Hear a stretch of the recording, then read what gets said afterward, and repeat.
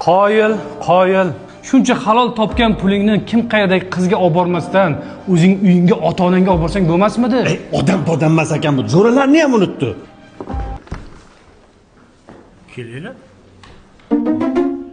Sizlar nima deb o'ylagandilaring?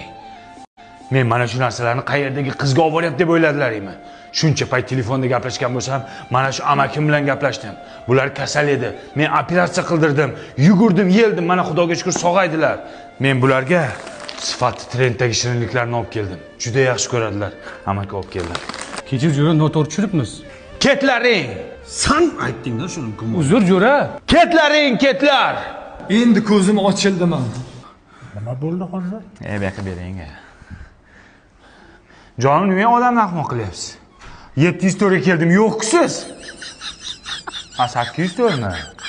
Tepada ekanda unda. Uzr amaki, uzr. Men siz ham sukuz kirdi oling.